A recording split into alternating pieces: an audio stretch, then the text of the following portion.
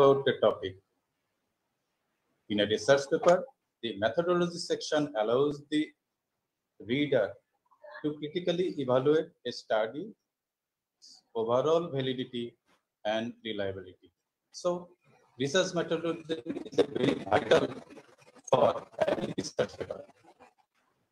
For that reason, the Society of Surgeons of Bangladesh arranges the fundamental methodology of research. We are very honored today. We have Mr. M.D. Alinur, Secretary of Health, Education and Family Welfare Division of the Bangladesh government as the chief guest. We are delighted. We have Professor our Vice Chancellor of Bangabandhu Muslim Medical University, and Professor will be joined by sometime Director General of Health as a special guest. As a panel of experts, we have both national and international faculties. We have Professor Dr. Margoof Hossain, is now Chairman of Research Committee of Society of Surgeons Bangladesh. Professor Dr. Muhammad Shohidullah is the various identify he have, but now he is the President of Bangladesh Medical and Medical Council. Our old friend Dr. Tamonesh Choudhury, ex-president of Association of Minimal Access Surgery Surgeons of India, is among us as a panelist. The solo speaker of today's session, Dr. Noor Hossain Bhuiya, is the Associate of Society of Chiang Medical College and is the Secretary General of the Society of Surgeons of Bangladesh. Today's session will be presented by Professor Dr. H.M. Hafizullah, the President of the Society of Surgeons of Bangladesh. The partner is ST Limited and it is by the industry. So many research and surgeons and various from other surgeons are also joining with us. So I request with special permission from our President and Chief Guest to start our scientific paper. Dr. Noor Hossain Bhuiya Shaheen will start this scientific paper. Thank you very much.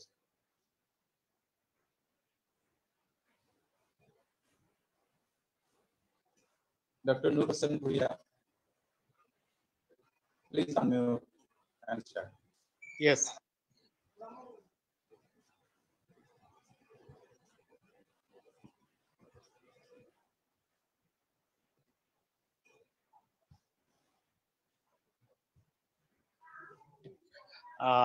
Respected Chairperson, Honorable Chief Guest, Janab Mr. M.D. Alinur, Secretary Health, Education and Family Welfare Division, Ministry of Health and Family Welfare.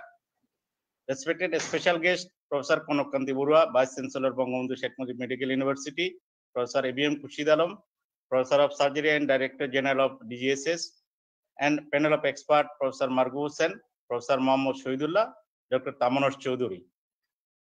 Welcome you all to our first research methodology workshop started 2 days. With the permission of the Chief Guest and Honorable Chair, I start my presentation. Today's presentation is Fundamentals of Research Methodology. I am Dr. M.D. Noor Hossain Bhuiya, Associate Professor of Surgery, Shillong Medical College, and Secretary General, Society of Surgeons of Bangladesh. Actually, what we know about the fundamentals? Fundamental means the research methodology, some common terms, type of research, purpose of research, stage, data, variable, research objective, research instrument, research question, and research hypothesis.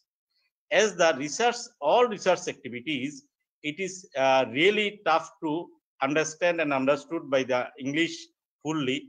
That's why I just started it mixed in Bengali and English. So আজকে আমরা যেসব বিষয়ে আমাদের আলোচনা, প্রথম আমাদের আলোচনা research এবং research design research topics, research problem, question, hypothesis and objectives, and research সম্পর্কিত কিছু শব্দ বা জার্গন। আমাদের শুধু যদি বাংলায় আমরা যদি জানতে চাই রিসার্চ অর্থ কি, রিসার্চ মানে গবেষণা অথবা অন্বেষণ, আমরা যে কোনো কিছু খোঁজা। এখন আমরা প্রতিনিয়ত, আমরা যখন প্রতি ডে বাই ডে আমরা চলতে যাই, আমাদের মাথায় প্রতিনিয়ত প্রশ্ন আসে, কিন্তু অনেকগুলো জবাব পাওয়া যায়, অনেকগুলো জবাব পাচ্ছে না। প্রতিনিয়ত মাথায় হয়তো বা আসে চাকরিটা কি, কেউ যখন শেষের দিকে চলে যায় চাকরি ছাড়বো কি, কোন দোকানে রসমালাই ভালো, বাচ্চাটাকে কি বিদেশে পাঠাবো পড়াশোনার জন্য, রবীন্দ্রসঙ্গীত কি প্রাণ হারাচ্ছে, মেডিকেল এডুকেশন কি ধ্বংস হয়ে পড়ছে, সামনের দিনগুলো দেশে আমাদের এই যে কোভিড প্যান্ডেমিক কিভাবে চলবে, আমরা বিভিন্ন প্রশ্ন, এবং লাস্টলি যে আমরা রিসার্চ মেথোডোলজি ওয়ার্কশপে গিয়ে আমাদের কোনো লাভ আছে কি, এইভাবে প্রতিনিয়তই আমাদের মাঝে প্রশ্ন জেগে আসে। আর এই প্রশ্ন থেকেই আসলে আপনারা জানেন যে এই সামান্য আমরা যখন কিছু হবে তখন আমাদের মাথায় যখন প্রশ্ন হবে, সেই প্রশ্ন থেকে কোনো না কোনো উৎপত্তি হয়। এরকমই যখন আপেল পড়েছিল, এই আপেল গাছ থেকে কেন পড়েছিল, এই কেনর উত্তর খুঁজতে যে নিউটন সূত্র আবিষ্কার, মাধ্যাকর্ষণ জনিত সূত্র আবিষ্কার হয়। এই জন্য আমাদের এই প্রশ্নগুলোকে যদি আমরা অর্গানাইজড এন্ড সিস্টেমিক অ্যাক্টিভিটি, আমরা যদি অর্গানাইজ এবং সিস্টেমিক অ্যাক্টিভিটি করি for finding of answer to A question, this is the research or অন্বেষণ অর গবেষণা। So an organized and systemic activity for finding of answer to question is the research.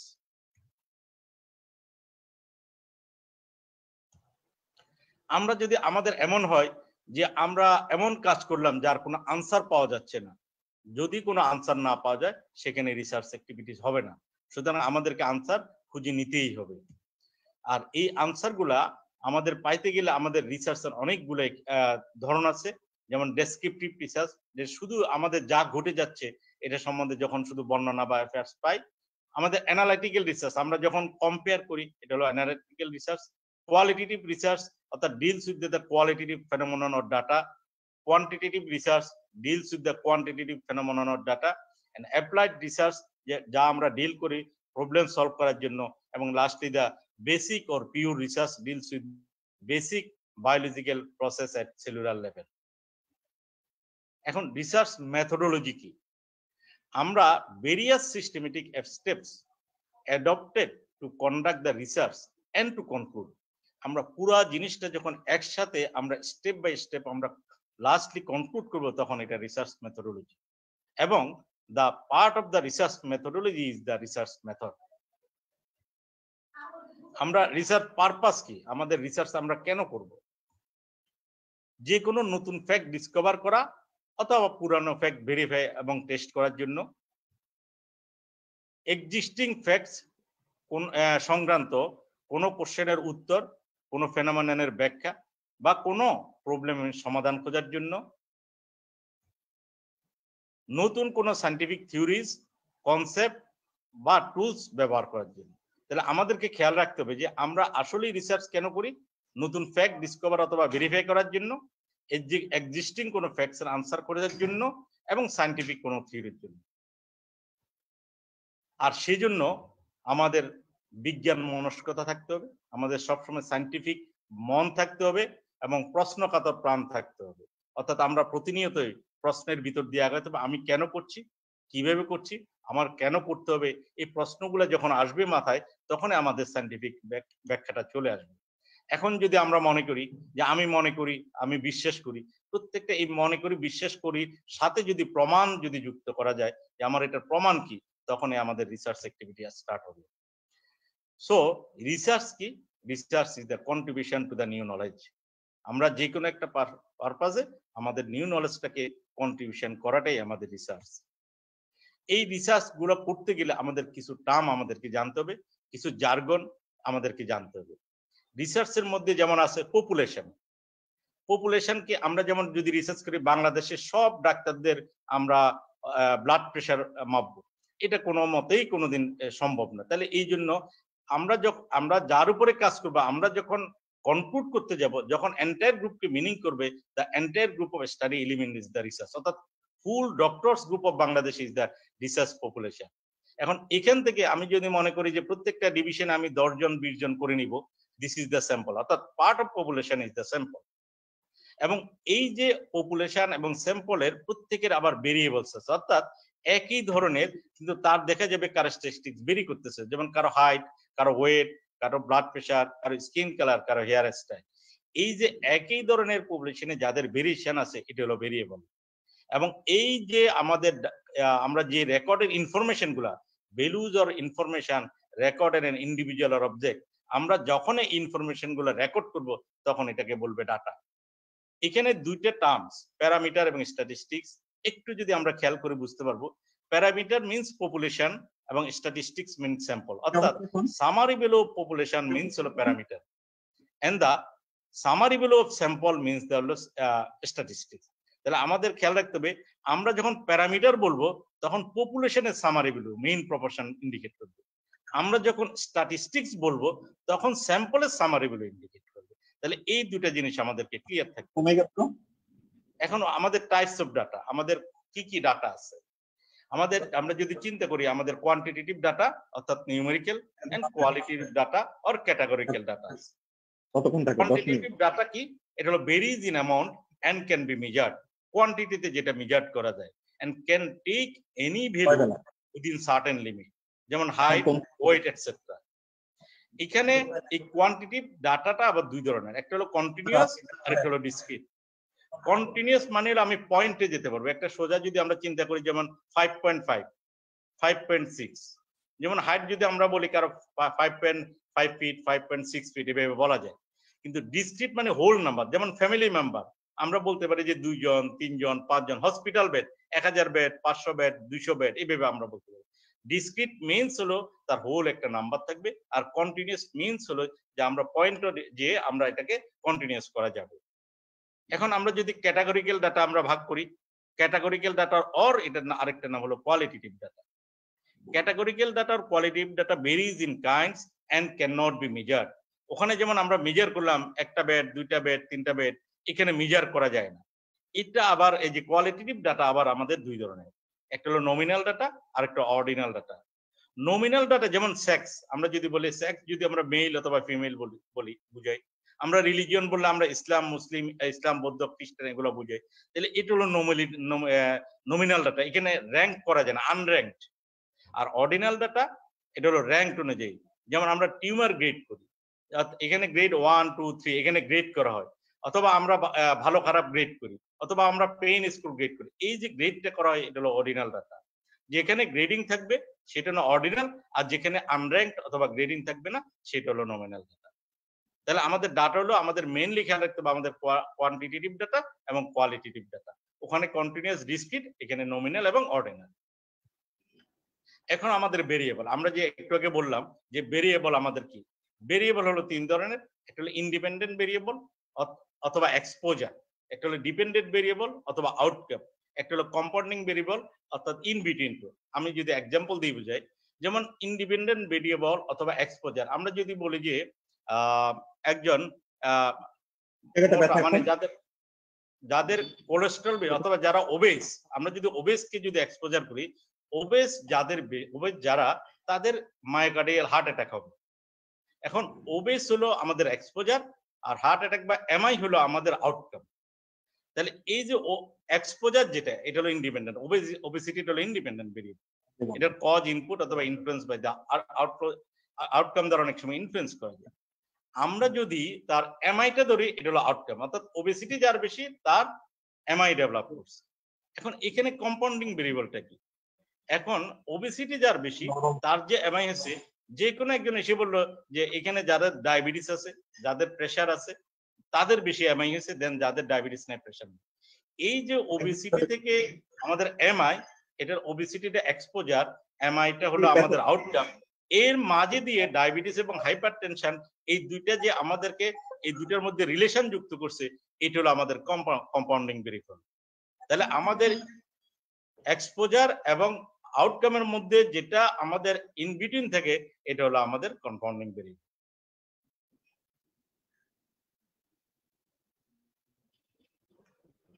এখন আমাদের source of data, এই যে আমরা ডাটাগুলো নিই, আমাদের ডাটাগুলো কোত্থেকে আসবে?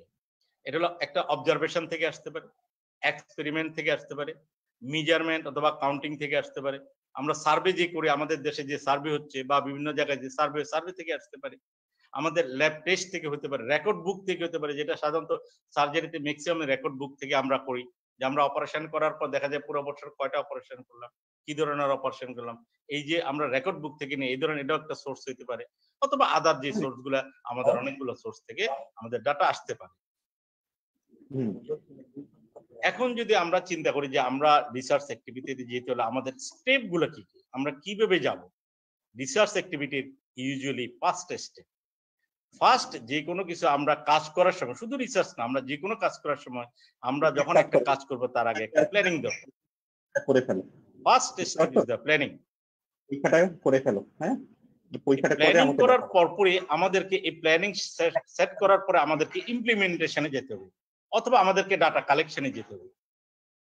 তাহলে আমরা ফার্স্ট আমরা সেট করলাম আমাদের প্ল্যানিং, সেকেন্ড আমাদের সেট করলাম আমরা ইমপ্লিমেন্টেশন অর ডাটা কালেকশন। আমরা ডাটা কালেকশন এবং প্ল্যানিং এবং ডাটা কালেকশন করার পরে আমাদেরকে যেতে হবে ডাটা ম্যানেজমেন্ট এন্ড অ্যানালাইসিস। আমরা যে ডাটাটা কালেকশন করলাম এটা হলো র ডাটা, অর্থাৎ র ডাটা মানে আমরা 1 থেকে 100 জন, একজন কেউ 300, কেউ 50, কেউ 70, এইভাবে আমরা একটা ডাটা কালেকশন করলাম র ডাটা। এটাকে আমরা এখন বুঝে পরীক্ষা আমরা যেমন রেজাল্ট দেই, প্রথমে র ডাটা অনুযায়ী আমাদের রেজাল্টটা হয়ে যায়, এরপরে এটাতে ডাটা ম্যানেজ করে এবং এরপরে অ্যানালাইসিস করা হয়। যখন অ্যানালাইসিস করে এরপরে রিপোর্টটা দিই যে আমার এত পার্সেন্ট গ্রেড এ, এত পার্সেন্ট গ্রেড বি, এত পার্সেন্ট পাস, এত পার্সেন্ট ফেল, এই যে আমাদের রিপোর্ট রাইটিং স্টার্ট হয়, এবং লাস্টে dissemination of the research findings. এই যে আমাদের planning, implementation or data collection, data management and data analysis, report writing and dissemination of the research finding, this are the steps or this are the, এইগুলোকে আমরা ধাপ বলি, আমাদের একটা research activity করতে গেলেই আমাদের লাগবে। এখন এই প্ল্যানিং এর আবার আমরা শুধু যে প্ল্যানিং করলাম তা না, এই প্ল্যানিং এর আবার স্টেপস আছে।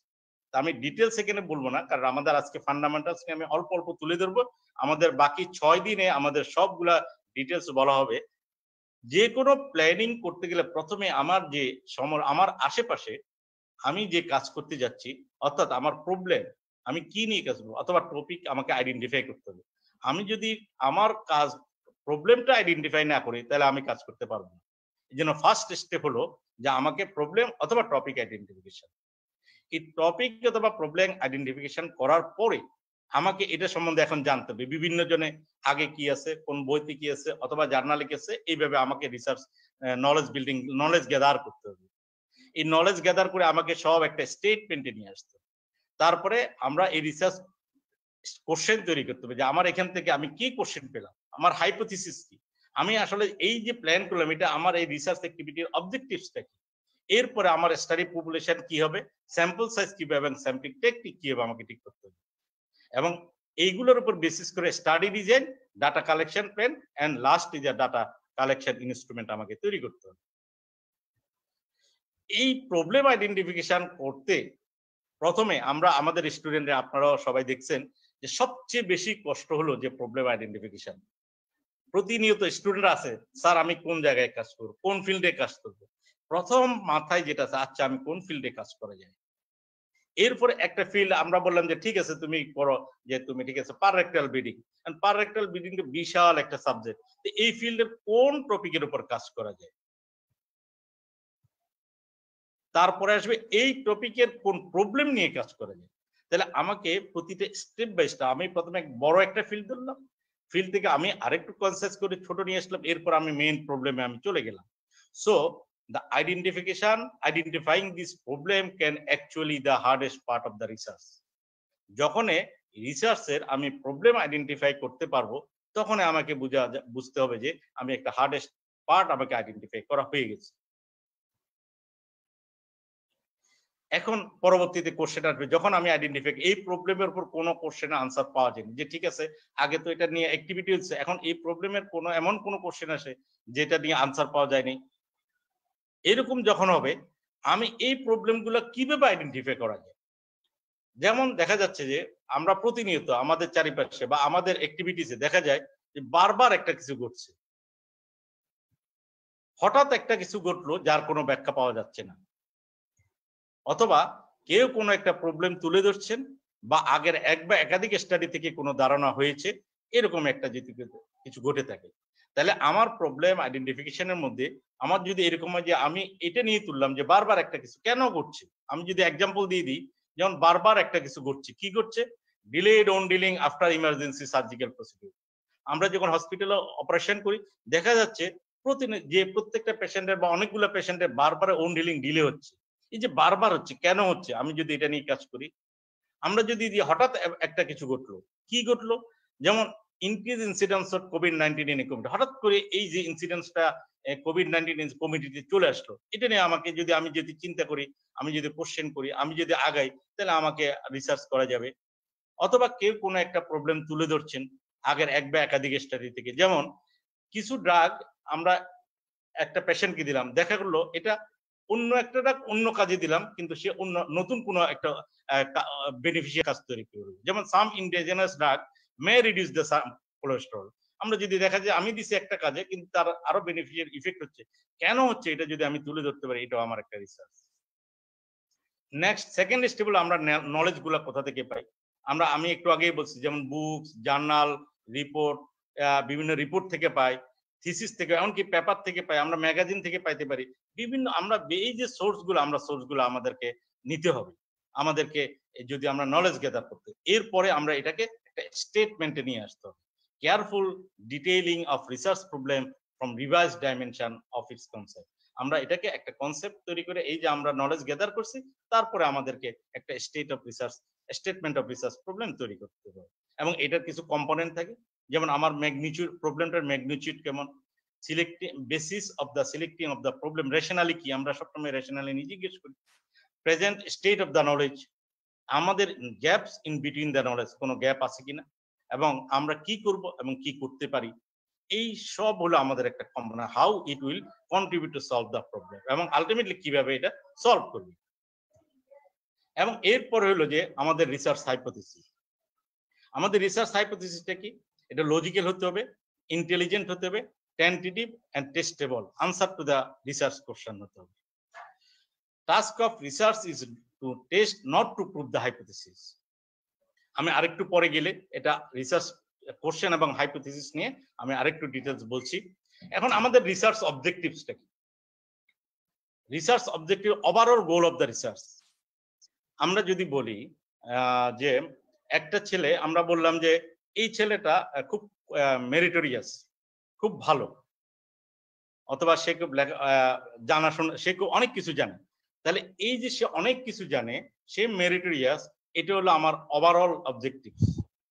কিন্তু আমার স্পেসিফিক অবজেক্টিভ কি, অর্থাৎ সে তাহলে বলতে হবে তার লেখাপড়া নিয়ে ভালো, সে রিসার্চ অ্যাক্টিভিটিস ভালো করে, সে থিসিসের কাজ ভালো বুঝে, সে তার অপারেশনের প্রসিডিউর ভালো, এই যে আমি ইন্ডিভিজুয়াল একটা একটা সেট করলাম, এটা হলো আমার স্পেসিফিক অবজেক্টিভ।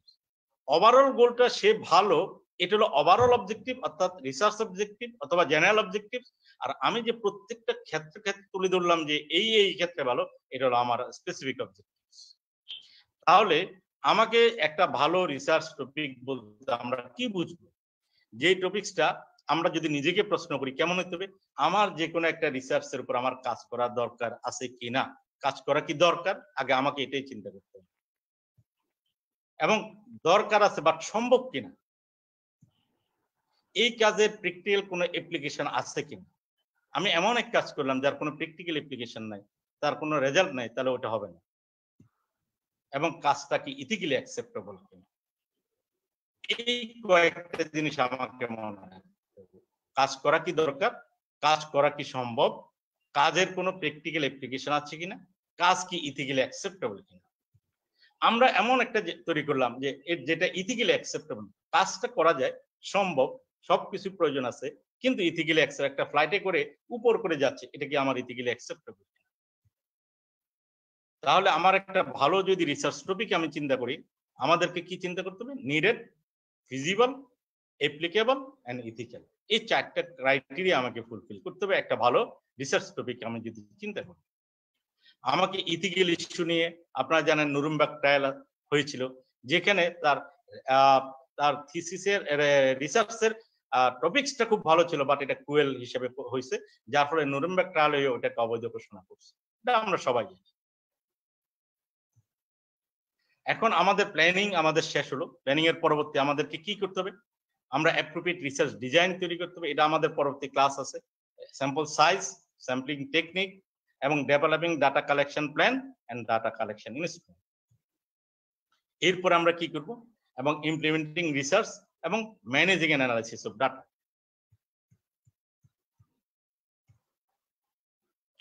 এখন আমরা টাইপস অফ রিসার্চ ডিজাইন, আমরা যদি ডিজাইনকে রিসার্চ ডিজাইনকে টাইপ করি, আমরা যেটা খালি চোখে দেখি, শুধুমাত্র অবজার্ভ করে যেটা লিখি, এটা হলো অবজারভেশনাল স্টাডি। আমরা যদি কোনো এক্সপেরিমেন্ট করি অথবা ইন্টারভেনশন করি, সেটা হলো ইন্টারভেনশনাল স্টাডি। আমরা যদি কাউন্টিং এ যাই, সেটা হলো কোয়ান্টিটেটিভ স্টাডি। আমরা যদি ভালো খারাপ, মন্দ ভালো, অথবা এই যে লম্বা বেটে, আমরা যদি কোনো এই পদ্ধতিতে পরিষ্কার অপরিষ্কার এই পদ্ধতি কোয়ালিটি হিসেবে যাই, সেটা হলো কোয়ালিটেটিভ স্টাডি।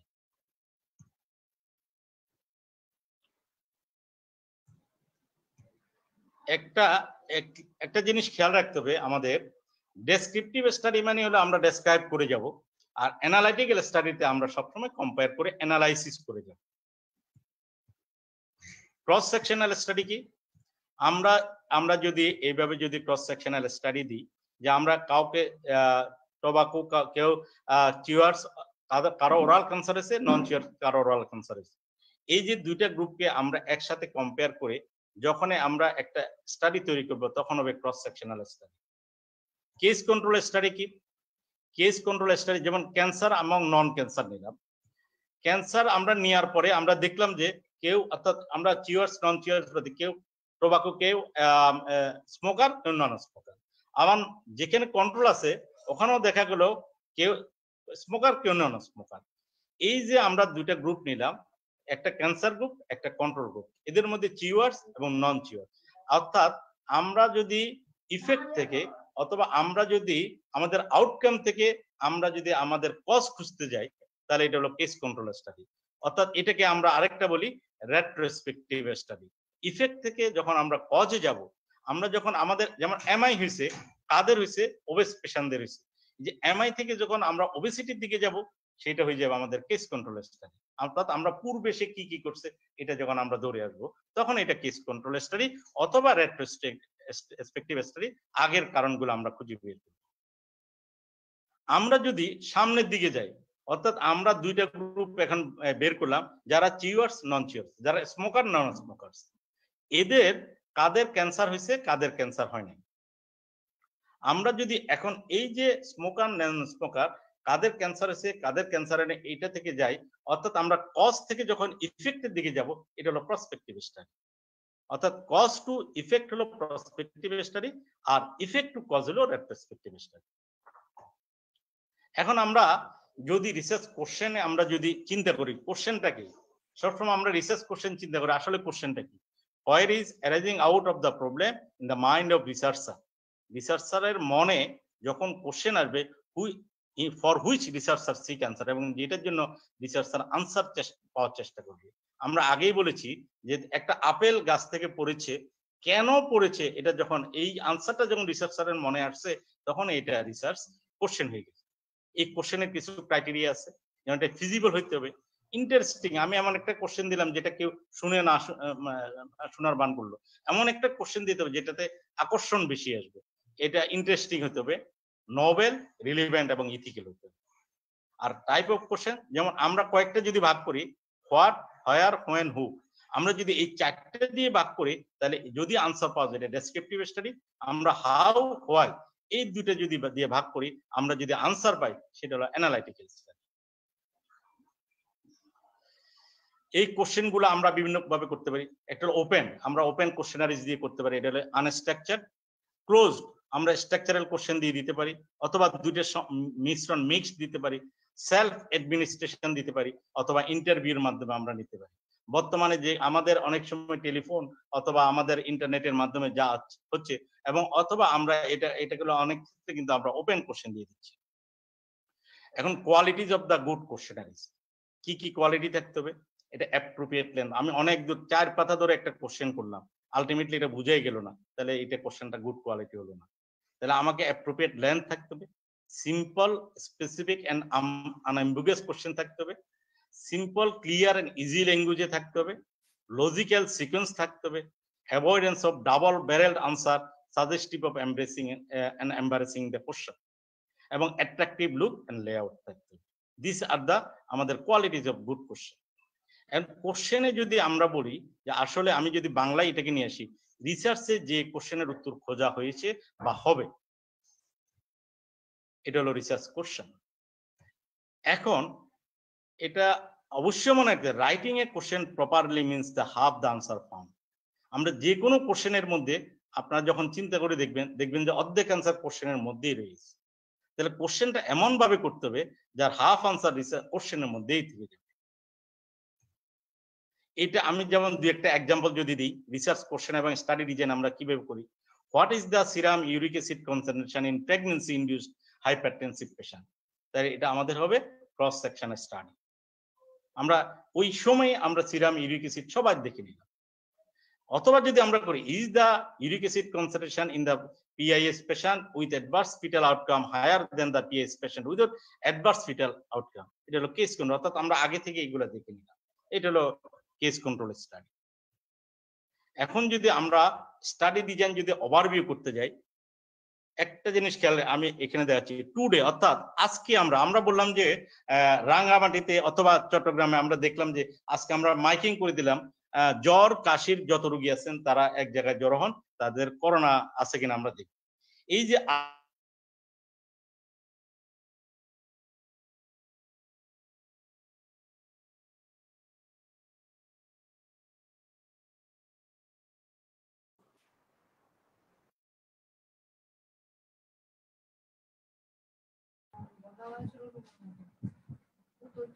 শাইন শোনা যাচ্ছে না।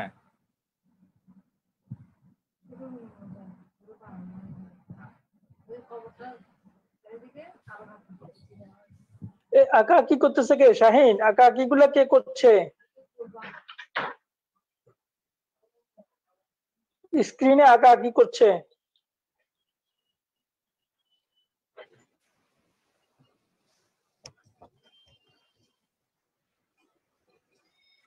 হ্যাঁ সঞ্জু, শোনা যাচ্ছে না তো? মডারেটর সঞ্জু। হ্যাঁ জি, এটার জন্য হ্যালো, আমি শাহিন ভাইকে যোগাযোগ করার চেষ্টা করছি। সঞ্জু, শাহিনকে ফোন করো একটা। জি।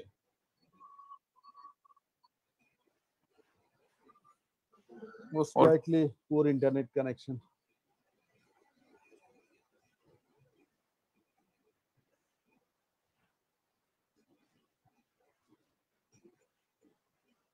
শাহিন ভাই, হ্যাঁ। আচ্ছা জি,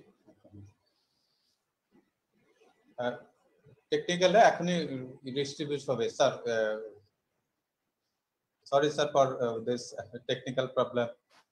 It will be solved soon. Dr. Shami is joining us very soon. Thank you.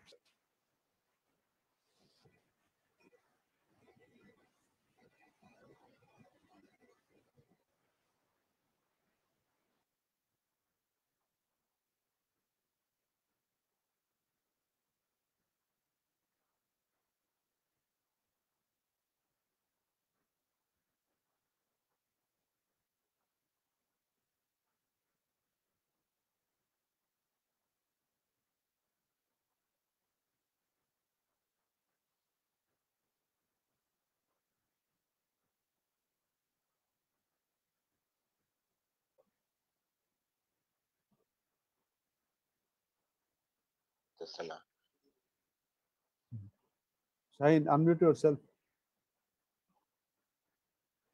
Sorry sir, যে ওদের ওখান থেকে এই কানেকশনটা চলে গেছে। Continue. শাহিন ভাই কি ঢুকছে স্যার আবার? জি ভিজিবল স্যার, স্যার ভিজিবল? হ্যাঁ হ্যাঁ, ওকে ওকে ওকে। জি জি স্যার, ঠিক আছে স্যার। হ্যাঁ, please continue. হ্যাঁ, সো আমি যা বলতেছিলাম, সরি ফর ইন্টারাপশন, মেইন ওখান থেকে চলে গেছিলেন। যে টুডে আমি যেটা বলছিলাম যে টুডে আজকে যদি যেটা আমরা করব সেটা হলো ক্রস সেকশনাল স্টাডি।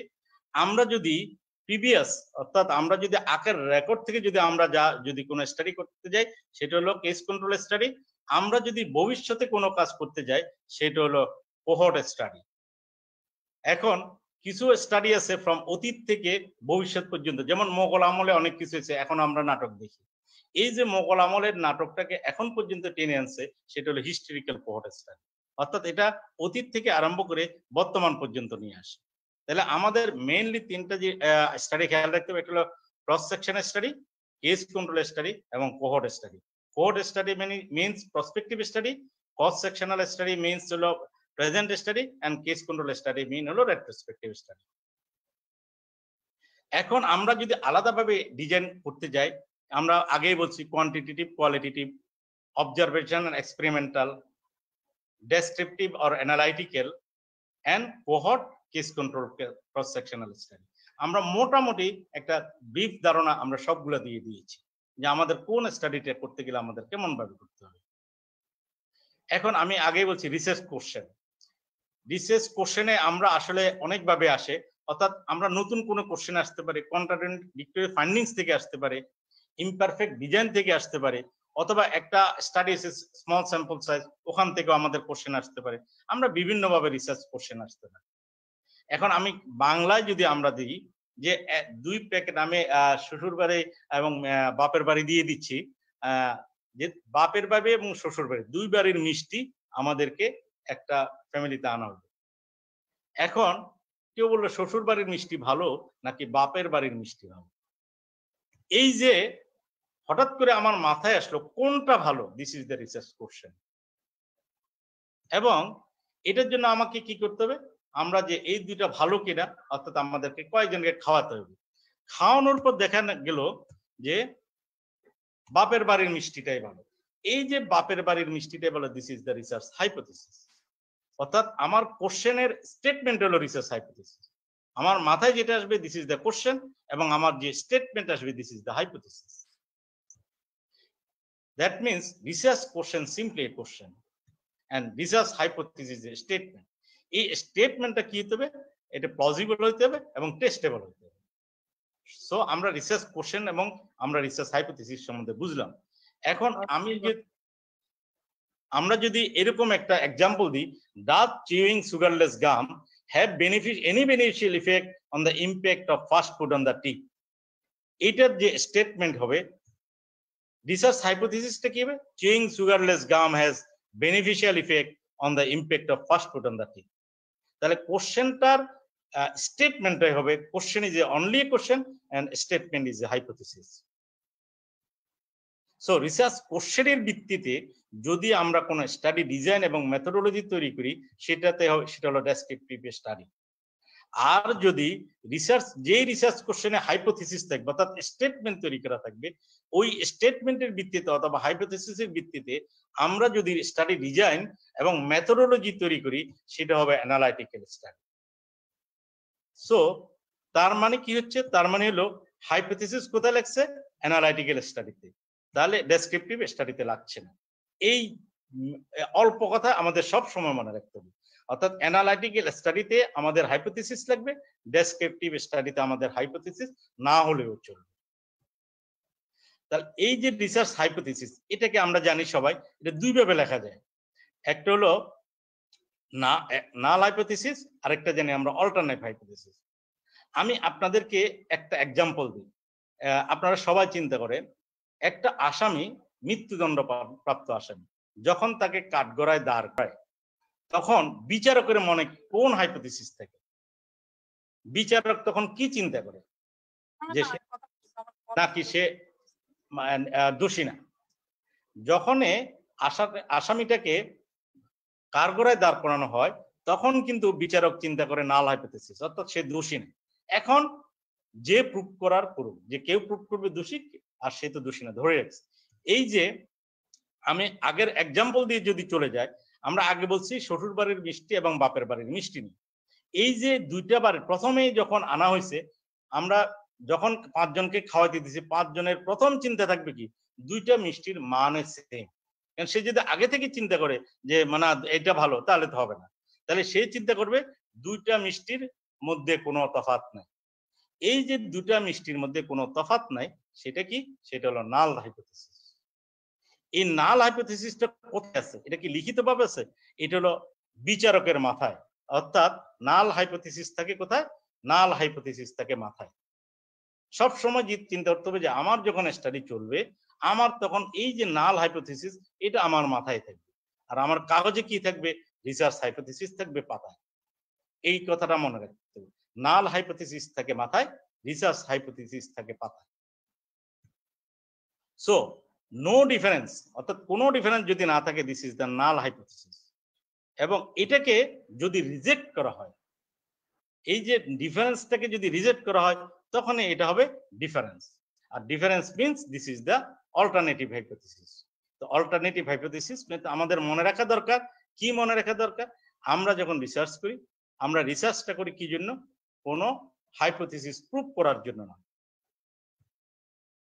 রিসার্চার কাজ করেন মেইনলি হাইপোথিসিস টেস্ট করার জন্য। সুতরাং গবেষণা করতে গেলে অথবা রিসার্চ করতে গেলে বুঝতে হবে, আর বুঝতে গেলে খাটতে হবে, একটু হলেও খাটতে হবে। এমন ভাবে রিসার্চ অথবা আমাদের থিসিস ডিজার্টেশন করা যাবে না, the disaster started when I quit my studies, even I got the PhD.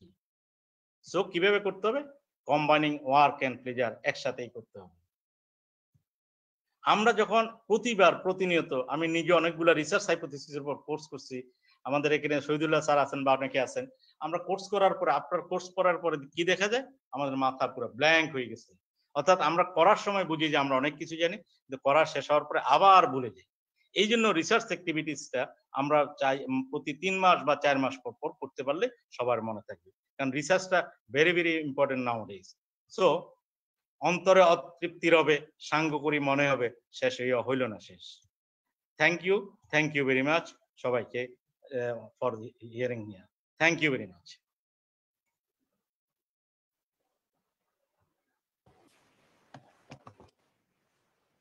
Thank you, Dr. Nur Hossain Bhuiya Shaheen, Secretary General of Society of Surgeons of Bangladesh, for giving this thing, because we know that যে মাথায় কত প্রশ্ন আসে, জবাব দেওয়ার মানুষ কই, এটা যে ছোটবেলায় আমরা পড়ে যে মনে হয়েছি, তাই সেরকম মাথায় যত প্রশ্ন আসে তারা জবাব দেওয়ার মানুষ যেরকম নাই, সেরকম জবাব খুঁজতে হবে। কারণ আমরা জানি যে পৃথিবীর সমস্ত যে আমাদের যে ডেভেলপমেন্ট গুলো হয়েছে, সেই রকম কিছু প্রশ্ন থেকেই এই ডেভেলপমেন্ট গুলো হয়েছে। তো সুতরাং সেটার যেটা শুরু করার জন্য আমাদের we are lacking behind, because যে আমরা যখন বিভিন্ন আমাদের দেশে অনেক ডাটা আছে, সেই ডাটাগুলো পরিপূর্ণভাবে অ্যানালাইসিস ঠিক মতো আমরা করতে পারি না, দেখেই আমরা বিভিন্ন জায়গাতে আমরা সেগুলো প্লেস করতে পারি না। তো সুতরাং সেটা যে সোসাইটি অফ সার্জন শুরু করেছে, সেটার জন্য সোসাইটি অফ সার্জনকে ধন্যবাদ। এখন আমাদের আমরা চলে যাব এখন আমাদের আলিনুর স্যার, আপনার যদি মানে আপনি যদি বলতে চান, যদি তারা থাকে, না হলে আমরা টেকনিক্যাল এক্সপার্টের কাছে যাব। আর আপনি যদি স্যার আমাদের কিছু কন্ট্রিবিউট করতে চান স্যার, তাহলে আপনি করতে পারেন স্যার। আমার চিফ গেস্ট তোমরা স্যারকে কেন বারবার বলা দরকার? স্যার আছেন, স্যার থাকবেন, আমরা প্যানেল অফ এক্সপার্টের কমেন্ট নিই। Thank you sir. আমি আসলে মোবাইলটা হাত দিয়ে ধরে রাখছি, তো হাতটা আমার ব্যথা হয়ে যাচ্ছে, তো এই জন্য আমি চাচ্ছি যে আমি একটু কথা বলে নিই, তাহলে আমার ভালো লাগবে। আর লাস্ট পর্যন্ত আসলে আমার চার্জ মনে হয় শেষের দিকে, নাহলে আবার চার্জ লাগায় নিতে হবে। তো আমাকে যদি সুযোগ দেন তাহলে আমি এখন একটু কথা বলতে চাই। ওকে, থ্যাংক ইউ ভেরি মাচ। আমি আজকে এই ওয়ার্কশপের সম্মানিত সভাপতি, অনুষ্ঠানে বিশেষ অতিথি হিসেবে উপস্থিত আছেন আমাদের বঙ্গবন্ধু মেডিকেল বিশ্ববিদ্যালয়ের সম্মানিত ভাইস চ্যান্সেলর মহোদয়, আছেন ইন্ডিয়া থেকে একজন, নামটা আমি ভুলে গেছি, কমলেশ, সম্ভবত কমলেশ চৌধুরী, উনি আছেন স্কলার, একজন আমাদের দেশের আর কয়েকজন আছেন, প্রফেসর শহীদুল্লাহ সহ সার্জিক্যাল ডিপার্টমেন্টের বিভিন্ন স্কলারদের আমি কয়েকজন দেখেছি। আপনাদের এবং অন্যান্য যারা পার্টিসিপেন্ট আছেন এই ওয়ার্কশপে, তাদের সকলকে আমার পক্ষ থেকে আন্তরিক শুভেচ্ছা ও ধন্যবাদ জ্ঞাপন করছি।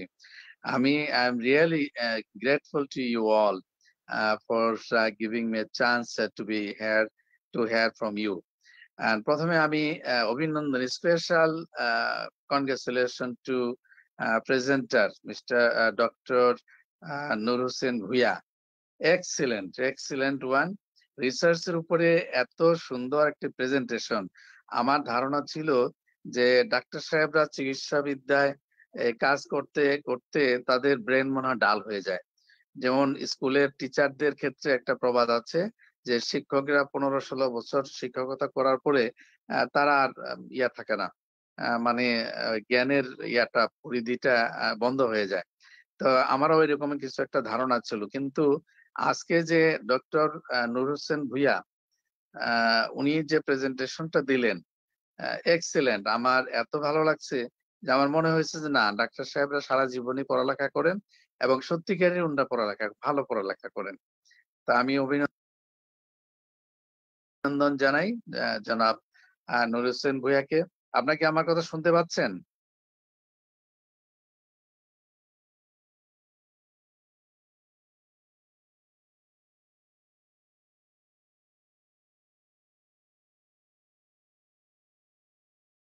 আছে আমরা বাংলায় যাকে চলক বলি। এরপরে আপনার কিছু হাইপোথেসিস আছে, ডাটা কালেকশনের বিষয় আছে, টাইপস অফ রিসার্চ আপনি বলেছেন, অনেকগুলো বিষয় আপনি নিয়ে আসছেন। এত সুন্দরভাবে উদাহরণ দিয়ে আপনি ভিডিও ক্লিপের মাধ্যমে উদাহরণ দিয়ে নিয়ে আসছেন, বাপের বাড়ি শ্বশুর বাড়ি, তারপরে আরো অনেকগুলো বিষয়। এক্সিলেন্ট। আমার এত ভালো লাগছে যে আমার ইউনিভার্সিটির টিচারও মনে হয় এত সুন্দর করে পড়ায় নাই। এই রিসার্চ, এই মেথোডোলজির উপরে, ফান্ডামেন্টালস রিসার্চ মেথোডোলজির উপরে যে ওয়ার্কশপটি আপনি যেটি শুরু করলেন, আমি মনে করি যে আমরা যারা পার্টিসিপেন্ট, আমরা বলতে ডাক্তার সাহেবরা যারা পার্টিসিপেন্ট এখানে আছেন, তাদের জন্য এটি একটি আমি মনে করি যে বড় একটা scope to be enriched with the ideas of fundamentals of research methodology. কারণ রিসার্চ বেসড নলেজ ছাড়া, রিসার্চ বেসড আমাদের আইডিয়াস ছাড়া আমরা কোনো কিছু কিন্তু অ্যাকসেপ্টেবল করতে পারি না। Not I don't know, but I think it is very, very proper in that area. It can be inserted in that slide. তো আমি খুবই ভালো লাগছে রিসার্চের বিষয়গুলো নিয়ে আপনার এই আলোচনা। আমাদের ডাক্তারদেরকে নবীন, বিশেষ করে যারা নবীন এই সার্ভিসে যারা আছেন, তারা আগামী দিনে অনেক ভালো কাজ করতে পারবেন, অনেক কিছু শিখতে পারবেন, জানতে পারবেন, এবং রিসার্চ মাইন্ডটা আর কি, মাইন্ডসেট রিসার্চ ওরিয়েন্টেড হবে, এটা আমি বিশ্বাস করি। আর হাইপোথেসিসের যে বিষয়টি বলেছেন, এটা আমার কাছে মনে হয়েছে এক্সিলেন্টলি আপনি এক্সপ্লেইন করেছেন যে হাইপোথেসিসটা আমরা আসলে রিসার্চ করতে গেলে যে কোনো একটা কনসেপ্টকে আসলে সামনে নিয়ে আসি আগে। এই কনসেপ্টটাকেই আমরা স্টেটমেন্ট হিসেবে, যেটা আপনি বলছেন হাইপোথেসিস, যে এই হাইপোথেসিসটাকে আমরা যেমন যদি বলি যে junk food leads to obesity, আমরা যদি এটাকে বলি যে এটাকে টেস্ট করা যে whether it actually leads to obesity or not, that is the research ideas. এই যে আপনি এক্সপ্লেইনটা করেছেন, আমার এত তারা খুবই উপকৃত হবেন। আমি আশা করি এই ধরনের প্রোগ্রামগুলিতে নেক্সট টাইমে যদি আমাকে অন্তত দাওয়াত দেন, আমি একবারে ফুল টাইম থাকবো আপনাদের সাথে। আমার খুব ভালো লেগেছে আপনার এই সাবজেক্টের বিষয়ে, আইডিয়া গুলির বিষয়ে, এটার গভীর গভীরতা অনেক ব্যাপক এবং আমার দেশের ডাক্তারদেরকে এই বিষয়ে একটা গভীর ধারণা থাকা দরকার। আমি মনে করি এই ধারণাগুলি থাকলে আমাদের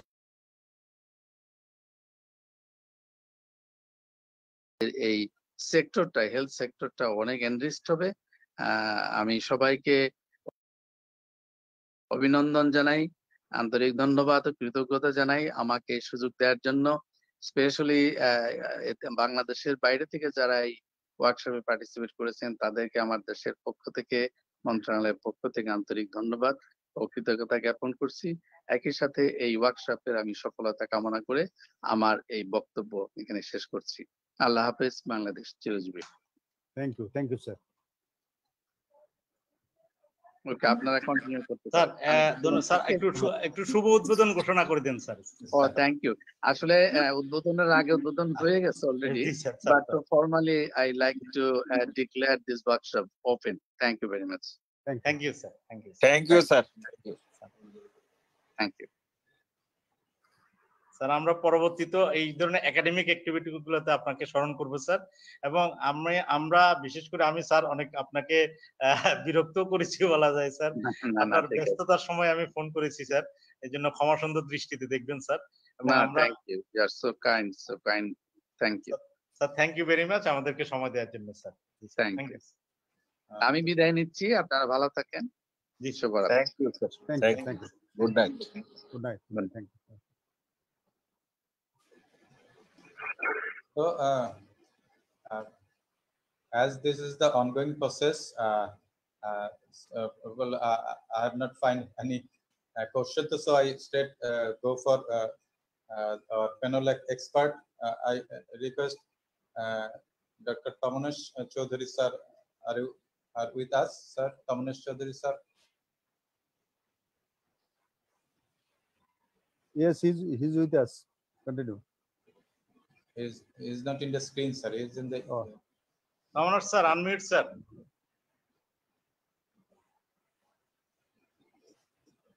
On the next Achar sir, he is there.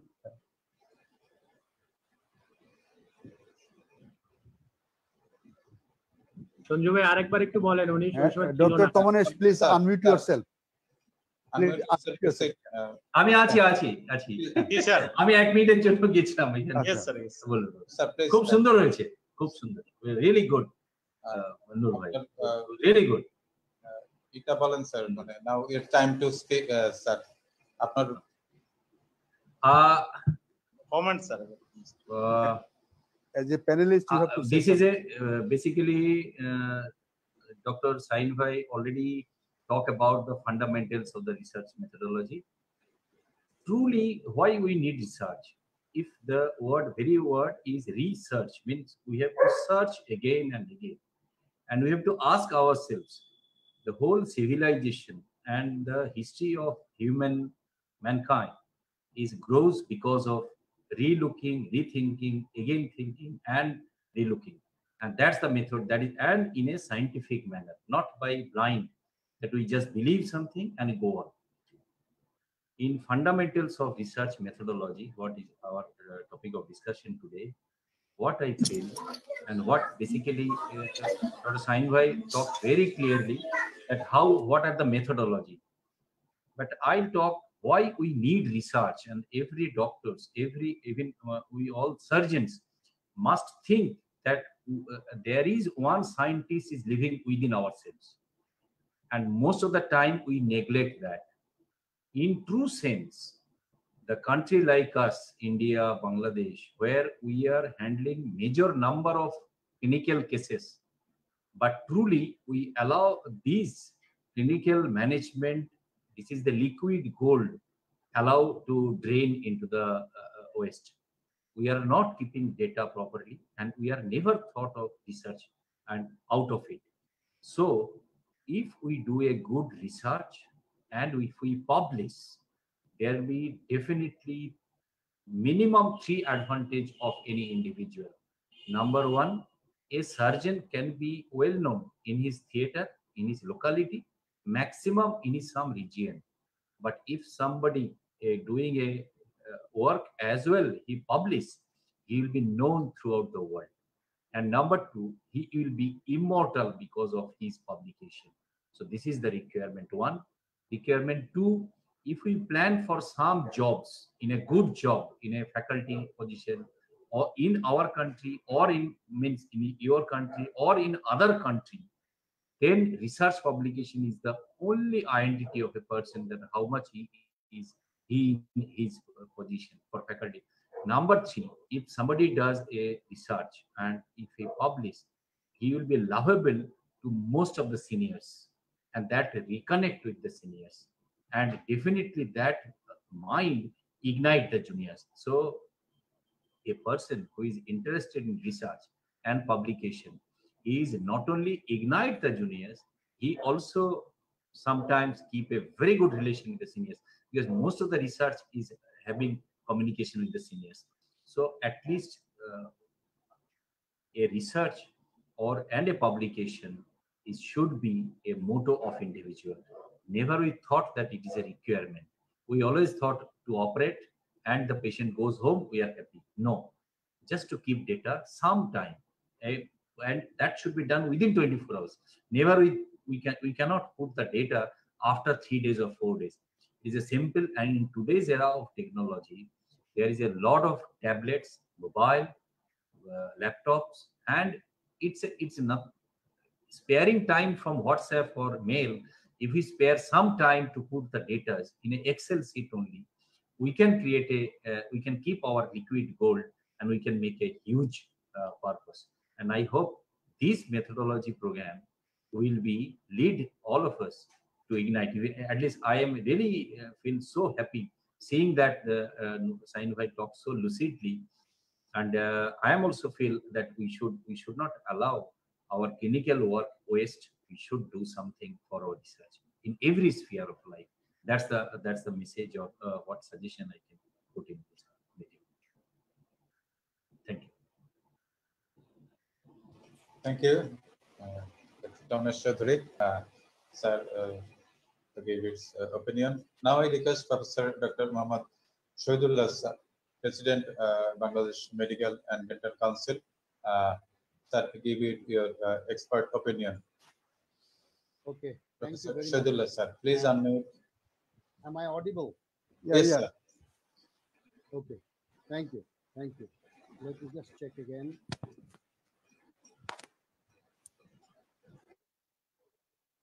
All right, all right. At the very outset, I like to thank the organizer for organizing such an important webinar on research methodology. So all the organizers deserve thanks. Secondly, I like to thank the chief guest who had been with us, and being a non-medical person, he enjoyed, or he actually listened to the whole deliberation. When he was speaking, I also felt that being a non-medical person, he could grab the subject quite well. So that is important. And he's actually our related health secretary, that is health education. I'd like to thank the special guests and speakers, and particularly Noor Hossain Shaheen, who made the deliberation so simple, like an ABC of something. So I'll not be very detailed today, because this particular research methodology is also very close to my heart, and I've been talking in BCPS and many other places about research and research ethics. Actually, if we want to make any advancement in medical science, research is a key element. And if we look at the progress in the developed countries, they made the advancement because of the research. It's not only the clinical practice or didactic lectures and teaching. Now, research, who should be doing it? Is it the students only? No, I believe it's both the students and the teachers, faculties. Sometimes it is thought that, well, it is the student job to obtain a degree like FCPS doing through a dissertation, or MDMS doing thesis. But the faculty needs to do the research, and which should be very advanced kind of research. And for that, we need to have an environment. I tell you one thing, if the environment is not there, conducting a research is a difficult one. And who should lead it? It is the teachers and the peers. Like, let me give an example of my own department, neonatology. Our faculties, including me at this age, I am engaged in many research, nationally, internationally. And when the students see that teachers are also engaged in research, they also get encouraged. So, and also when peers, one teacher like assistant professor is doing one research, the other assistant professor feels a kind of a pressure that I need to do a research. So that is important. And we need to have budget, we need to have kind of a patronization. But while doing that, what is more important is the research methodology. And Noor Hossain talked elaborately about that. And I think that largely we all have been benefited. Why? Because even if we knew it, because we know and we forget, we know and forget, we know and forget about this research. Now, when it was touching some domains of research, there are many domains. I will not touch upon that. I will just touch upon a few points. One is ethical issues in doing research. It's very, very important. Otherwise, another is applicability. He mentioned about it, but I want to narrate it more. That once we choose any research topic, we have to think also about the applicability. Am I doing it just for doing a research? No. If it has, if it is a country context applicability, it is very important.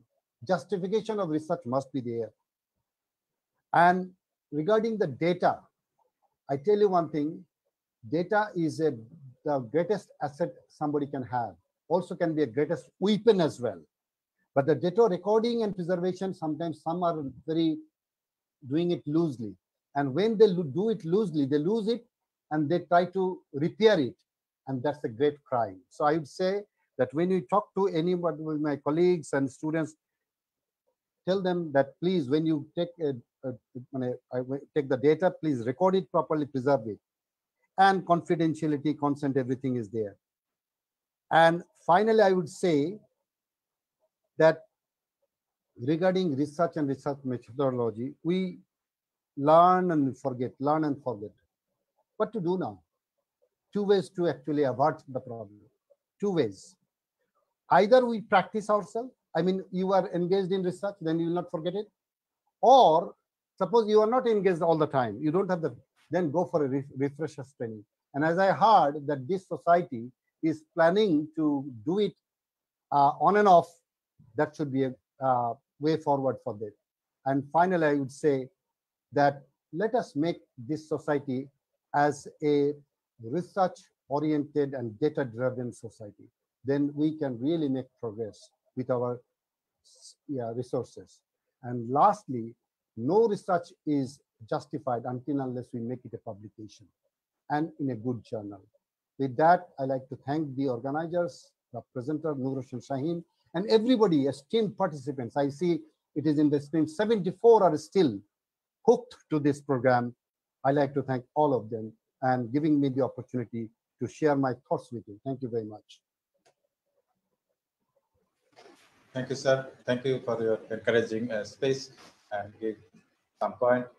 Now I request our Professor MD Margoob Hossain, Professor of Surgery, who is now Chairman of Research Committee of Society of Surgeons of Bangladesh.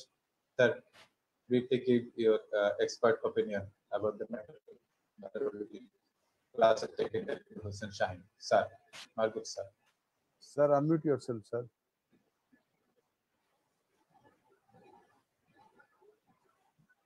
Hello. Sir. Assalamu alaikum. শোনা যায়? Yes, sir. Yes, sir, sir, please. শুনতেছি। জি। I'm not an expert in research. Opinion গুলি just জীবন থেকে নেয়া। Not as an expert.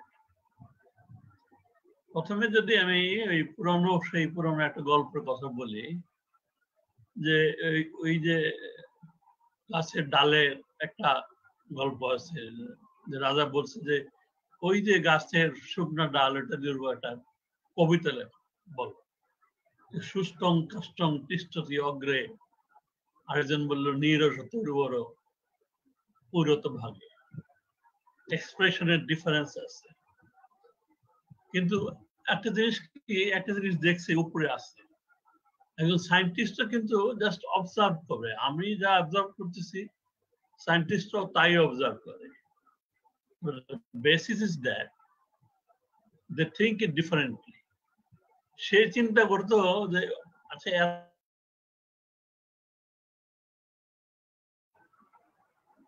কবিতা লেখা যার যার লাইনের তার সুন্দর চিন্তা করা এই যে থিঙ্কিং প্রসেসটা এটা আমাদের অ্যাজ এ প্রফেশনাল বা সায়েন্টিস্ট হিসেবে আমাদের একটু থাকার দরকার আছে শুরু করি এই গল্পটা দিয়ে শুরু করে প্রথম কথা হচ্ছে যে ডাক্তার আমাদের আজকের সবার সভাপতি সাহেব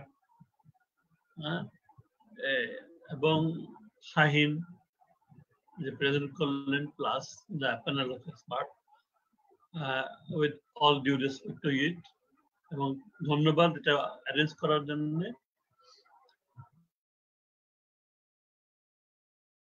এটা হচ্ছে যে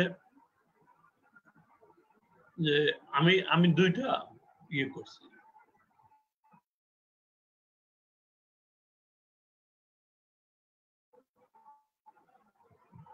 একটা হচ্ছে যখন আমি এফসিবিএস পরীক্ষা দিই সেকেন্ড পার্টে যখন আমি আমার করছি থিসিস করছি মানে ডিসার্টেশন করছি তো আমার ডিসার্টেশনের ছিল ব্রেস্ট ক্যান্সার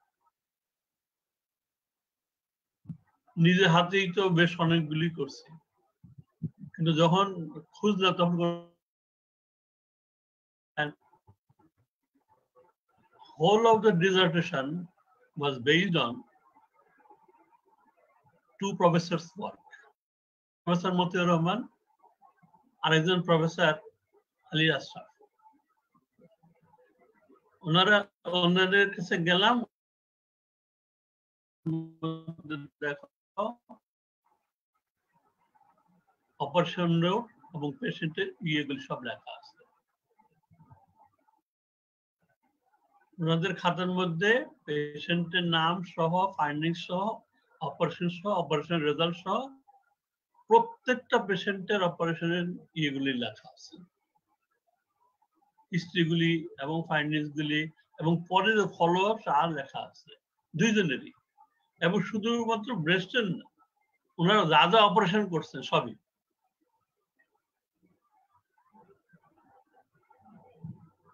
তাহলে পরে এই যে জিনিসটা ব্যাপারটা ফান্ডামেন্টাল জিনিস ডকুমেন্টেশন ছবি ছিল না কারণ তখনকার দিনে ছবি খুব কম লোকই রাখতো বা করতো এখন ছবি করার সুবিধা আছে কিন্তু ডকুমেন্টেশন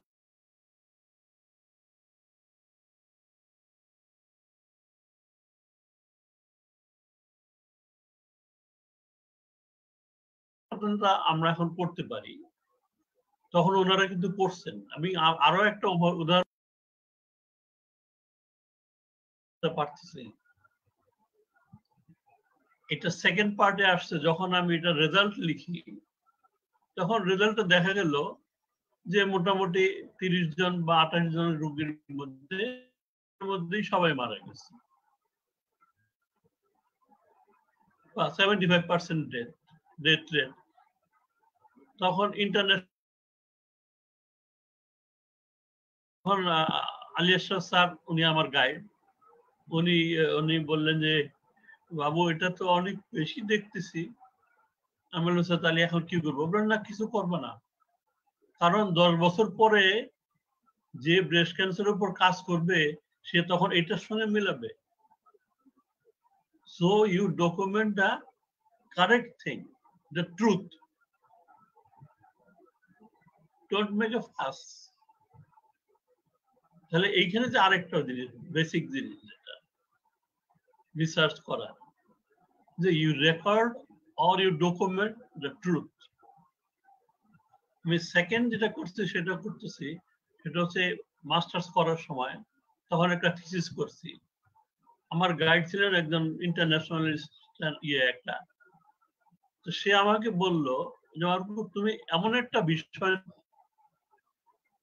টেক এ টপিক যে nobody will throw it out, অর্থাৎ এটা সিগনিফিকেন্ট কিছু হয়, তাহলে পরে আমরা কাজ করবো কিছুর উপরে বা ইয়ে করবো কিছুর উপরে। হ্যাঁ, সবাই যেটা দেখতেছে আমি আরেকবার করলাম, ঢাকায় করছে আমি চিটাগাং করলাম, তার মধ্যে তো খুব একটা বেশি সিগনিফিকেন্ট ডিফারেন্স হবে বা ইয়ে হবে সেটা তো হয় না তো আসলে।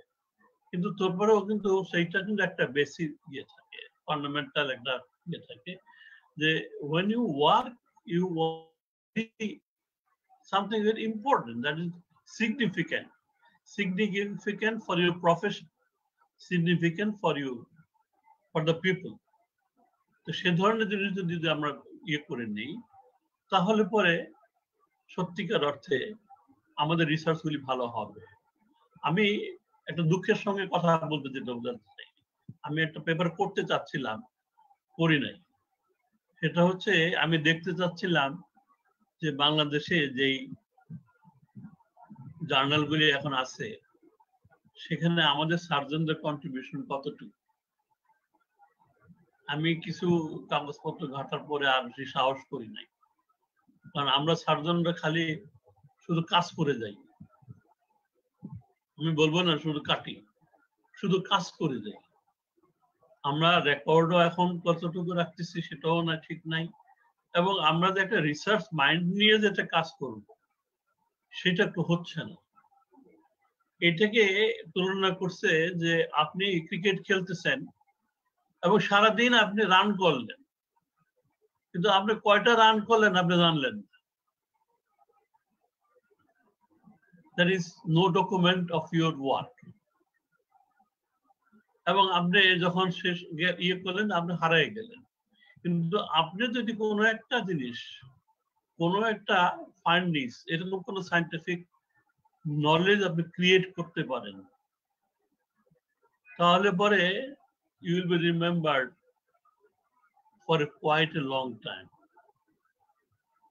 যেমন সক্রেটিসকে আমরা এখনো কেন ইয়ে করি মনে রাখি, সে তো কোনো যুদ্ধ করে নাই, সে কোনো কিছু করে নাই, কিন্তু এখনো বোধহয় পৃথিবীতে যে কোনো দিনে সক্রেটিসের নামটা বেশি উচ্চারণ করা হয়।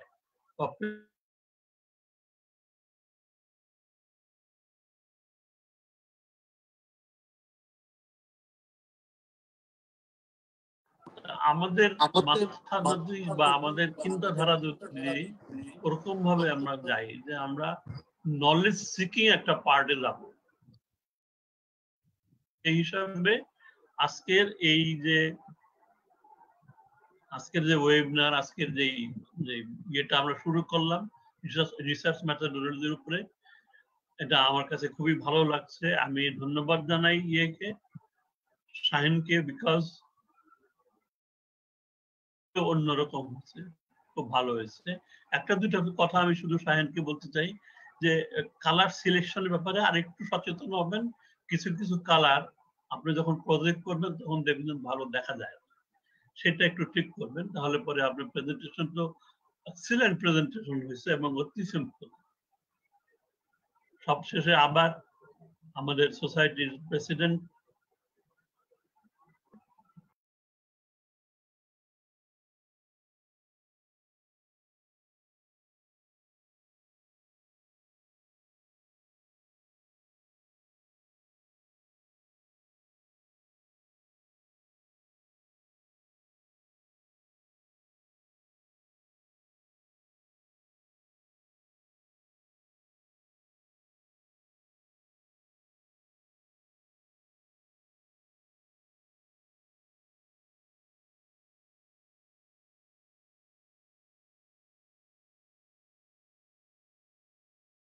এটা সুন্দর উপস্থাপনা দেওয়ার জন্য স্যার আপনাকে ধন্যবাদ।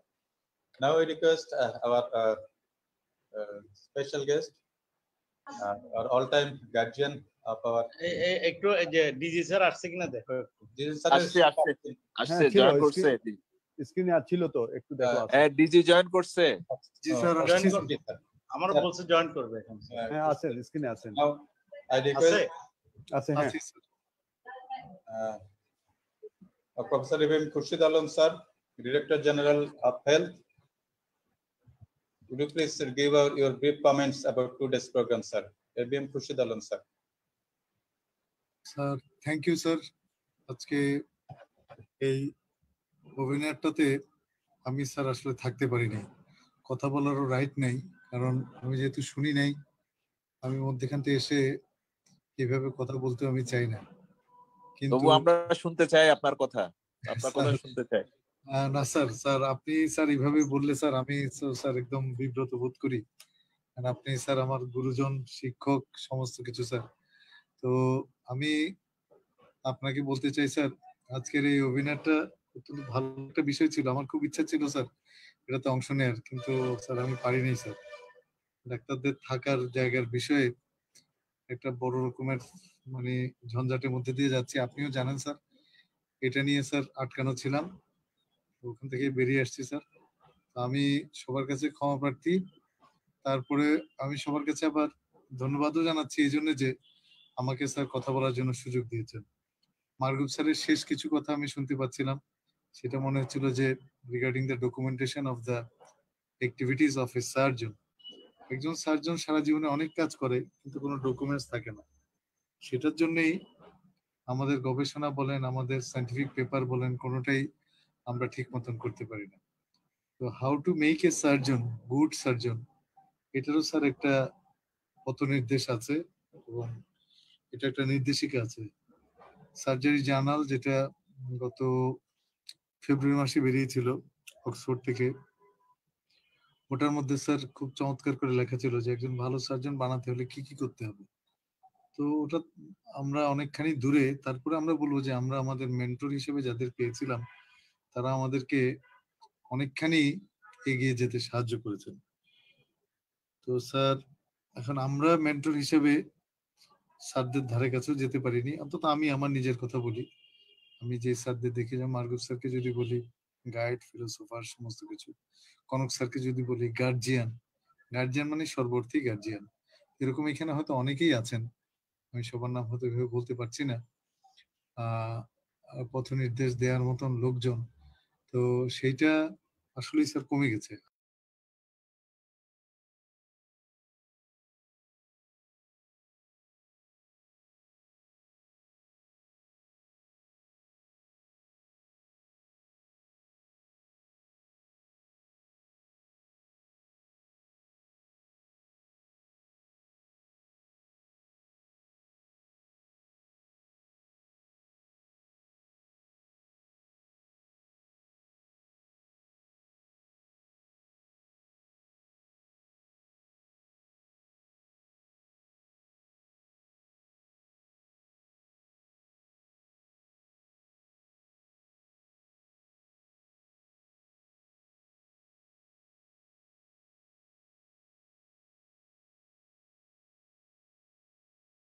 পোস্ট প্রস্তাবনা করেছিল প্রাইমারিলি কালকে একটা মিটিং আছে আমাদের নতুন মেডিকেল কলেজ এবং আমাদের প্রার্থিত পোস্ট ক্রিয়েশনের সেখানে এই কাগজটা অত্যন্ত জরুরি দরকার আমি আপনাকে মেইল করে পাঠাইছি বললো সে আমি এখনো কোনো মেইল পাই নাই এই মেইলটা আমি যদি এটা অপ্রাসঙ্গিক কিন্তু যেহেতু তোমাকে পেলাম সেজন্য বলছি তুমি দ্রুত এটা পাঠানোর ব্যবস্থা করো কালকে সকাল মানে 10টা 11টা 12টার মধ্যে যদি আমাকে পৌঁছাতে পারো আমি এটা জায়গা মতন হাজির করতে পারবো তা নাইলে পরে আমি আমার মানে ইয়ে থেকে কথা বলবো যেটা আসলে খুব একটা ফলপ্রসূ হবে না thank you sir thank you সবাইকে স্যার সবাই করোনার মধ্যে সুস্থ থাকবেন ভালো থাকবেন আল্লাহ সবাইকে হেফাজত করুক স্যার আসসালামু আলাইকুম স্যার থ্যাংক ইউ তোমাকে দেখা যাচ্ছে না কেন ও স্যার সরি স্যার আমার ক্যামেরাটা অফ হয়ে গেছে স্যার আমি জি স্যার আসসালামু আলাইকুম স্যার এখন দেখা গেল জি স্যার আসসালামু আলাইকুম স্যার ধন্যবাদ স্যার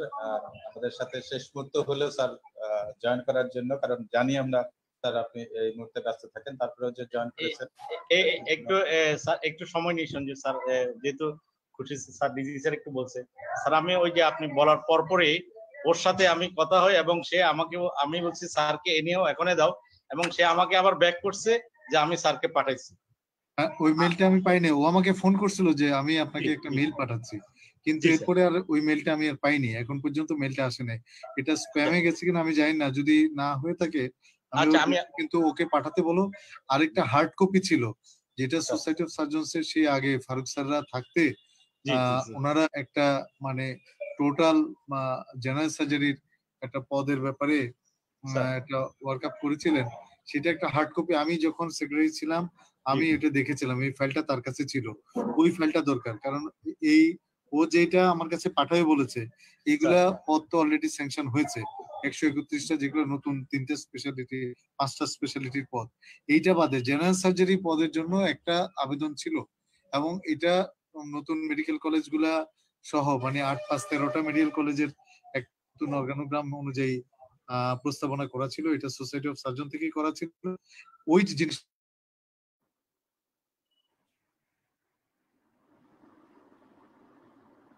মিউট হয়ে গেছে নাকি? মিউট হয়ে গেছে, মিউট হয়ে গেছে মনে হয়। খুরশেদের মাইক মিউট হয়ে গেছে। আচ্ছা না, আমি যেটা বললাম স্যার যে জেনারেল সার্জারি পোস্টের জন্য এই সোসাইটি অফ সার্জনস এর অফিসে একটা মোটা ফাইল ছিল, আমি যখন সেক্রেটারি ছিলাম তখন ওই ফাইলটা আমি দেখেছিলাম যে 13টা মেডিকেল কলেজের জন্য তখন এটা চাওয়া হয়েছিল, পরে আরো নতুন মেডিকেল কলেজগুলা হিসাব করেও একটা পোস্টের অর্গানোগ্রাম করা ছিল।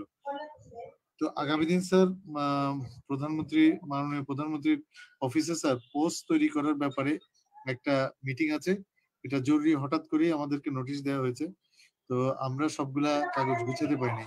যেহেতু স্যার আমি সার্জারির সাথে সম্পৃক্ত, আমি সার্জারি পোস্ট গুলার সম্পর্কে একটু জানতে চাচ্ছিলাম। ওটাতে সার্জারি বাদেও সব অর্গানোগ্রাম অনুযায়ী সব সাবজেক্টে ছিল, general surgery, orthopaedics, neuro surgery সবকিছু মিলেই ছিল, বিশাল একটা ফাইল ছিল।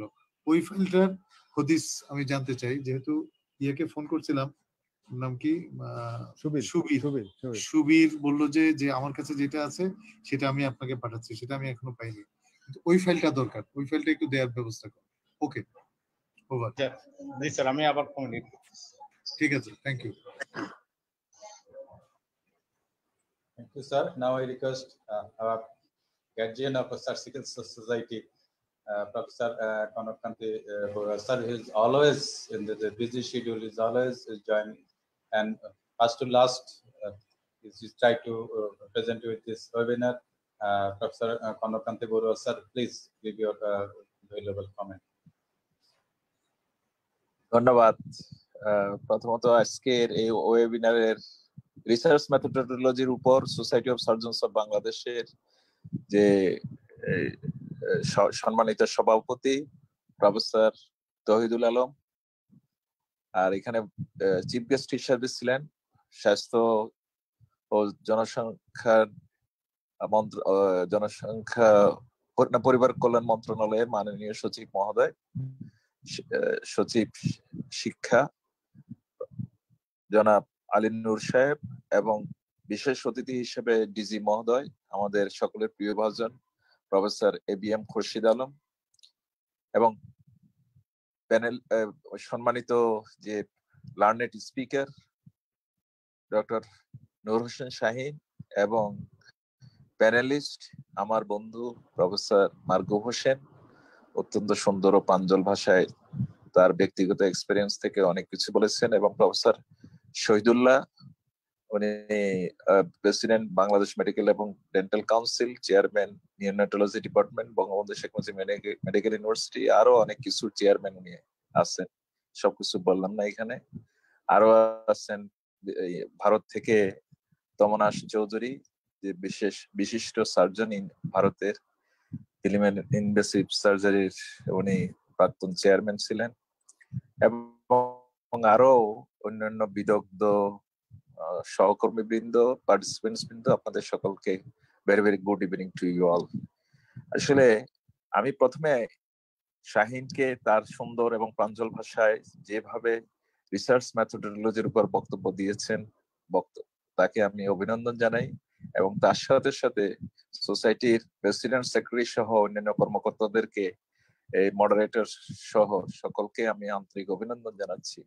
এটা একটা খুবই ইম্পর্টেন্ট জিনিস যে রিসার্চ মেথোডোলজি নিয়ে আমাদেরকে এই যে কিভাবে আমরা রিসার্চ করব এটা নিয়ে যে উদ্যোগ গ্রহণ করেছেন, এসব জিনিসকে যত বেশি ঘন ঘন উদ্যোগ গ্রহণ করা হবে তত বেশি আমাদের জুনিয়ররা এটার উপরে আরো হ্যাবিচুয়েটেড হবে এবং এটার উপরে ওরিয়েন্টেড হয়ে তাদের কাজ করবে। ইতিপূর্বে যে আমার বন্ধু প্রফেসর মারুফ হোসেন বলেছেন যে সার্জনরা কাজ করে কিন্তু কোনো ডকুমেন্টেশন থাকে না, এটা অত্যন্ত সঠিক কথা। আমরা কাজ করি দিন রাত্রে, আমাদের জীবনের সার্জিক্যাল লাইফের এক একজনের 40 বছর 45 বছর হয়ে গেছে। আমরা যদি ডকুমেন্টেশন রাখতাম, ডকুমেন্টেশন করতাম, তাহলে কিন্তু আমরা কত জার্নালে পাবলিকেশন করা থেকে শুরু করে কত কিছু করতে পারতাম এবং আমাদের জুনিয়ররাও কিন্তু শিখতো। কিন্তু আমরা আমাদের স্যারদের সিনিয়রদের কথা শুনি নাই বা কমপ্লাই করি নাই, যার ফলে আমাদের জুনিয়ররাও হয়তো আমাদের কমপ্লাই কতটুকু করবে আমি ঠিক জানি না। মাথায় আমাদের যে কথাটা বলছেন শাহিন, মাথায় এই সে সুকুমার রায়ের সে কথাটা মাথায় কত প্রশ্ন আসে, দিচ্ছে না কেউ জবাব তার। আসলে আমাদের মাথায় তো কত রকমের প্রশ্ন আসে, সেটাকে কি আমি গ্যাস করে উত্তর দিব না আরেকজনের কাছ থেকে শুনে উত্তর দিব? কিন্তু আমাকে উত্তর দিতে হবে একটা অর্গানাইজড এন্ড সিস্টেমেটিক কাজ করে, কিন্তু সেই ফাইন্ডিংস এর উপর সেই কাজের যে ফাইন্ডিংস সেটার উপরে আনসার করলেই কিন্তু সেটাই হবে আসল জবাব। সেইভাবে আমাদেরকে প্রচেষ্টা করতে হবে এবং একটা যে কোনো সায়েন্টিফিক মেথডস এর এবং রিসার্চের ভিত্তি হলো Reliance on empirical evidence, use of relevant concept and commitment of objectivity, ethical neutrality, generalization and variability and logical reasoning process. এইসব জিনিসের উপর বেসিস করে আমাদের সায়েন্টিফিক মেথডসের উপর বেসিস করে আমাদের রিসার্চ ওয়ার্ক গুলো করতে হবে। এবং শাহিন তার বক্তব্যে যে সকল কথা রিসার্চ কোশ্চেন থেকে শুরু করে ভেরিয়েবল থেকে শুরু করে ডাটা কালেকশন থেকে শুরু করে বিভিন্ন কিছুর দিকে একটা রিসার্চ মেথডোলজি বিভিন্ন আঙ্গিকে যে উপস্থাপন করেছে সেই জন্য আমি তাকে আন্তরিক অভিনন্দন জানাচ্ছি। আমি মনে করি যে কন্টিনিউয়াসলি আজকে থেকে শুরু করে 23 তারিখ পর্যন্ত যে ওয়ার্কশপটা চলতে থাকবে, এটাতে আমাদের সকলের মাঝে অনেক কিছু শিক্ষণীয় ব্যাপার আছে। আশা করি আমাদের এখান থেকে লাভবান হয়ে আমরা অনেকে দেশের মেডিকেল লিটারেচারে অনেক কিছু কন্ট্রিবিউট করবো। আলটিমেটলি এই সকল রিসার্চের উদ্দেশ্য হলো কিন্তু একটা পাবলিকেশন করা, অবশ্যই পাবলিকেশন করে আমাদের এটাকে ওয়ার্ল্ড মেডিকেল লিটারেচারে কন্ট্রিবিউট করাই হলো আমাদের উদ্দেশ্য হওয়া উচিত। আমি এই জন্য আবারও সোসাইটি অফ সার্জনস অফ বাংলাদেশের কর্মকর্তাদেরকে আন্তরিক ধন্যবাদ ও কৃতজ্ঞতা জানাচ্ছি এবং আমাকে কথা বলতে সুযোগ দেওয়ার জন্য আন্তরিক ধন্যবাদ জানাচ্ছি। আমি তোমাদের সাথে একজন, আমি কোনো গার্জিয়ান না, গার্জিয়ান হইতে হলে অনেক বড় কিছু হইতে হয়, সেই ধরনের যোগ্যতা আমার নাই। আমি বারবার যে আমাকে গার্জিয়ান বলে আমাকে লজ্জা দিচ্ছিল। ছাতা স্যার, ছাতা আপনাকে যেটা নিচে দাঁড়াই সেটা বলতে পারো, কিন্তু গার্জিয়ান হওয়ার জন্য যে সকল গুণাবলী থাকা দরকার তার কিছুই আমার নাই। তোমাদের এই কেউ নাই তো স্যার, আপনি আছেন এখন। সমাজে স্যার আমাদের সাথে থাকেন, সমস্ত কিছুতে থাকেন, এত ব্যস্ততার মধ্যেও আমাদের সাথে থাকেন। একজন প্রপার গার্জিয়ান স্যার যে আমার চেয়ে ব্যস্ত, দেখো খুরশিদ কত ব্যস্ত, সে ঘামাইতে আসছে এখানে মিটিং, তাকে বরঞ্চ বেশি গিয়ে করো। দেখছো না কিরকম পরিশ্রম করতেছে, তার চেহারার মধ্যে সারাদিন সকাল ঘুরে গেছে সঞ্জু ভাই, স্যারের মধ্যে সিলেট এসে ঘুরে গেছে একবার। হ্যাঁ Now I request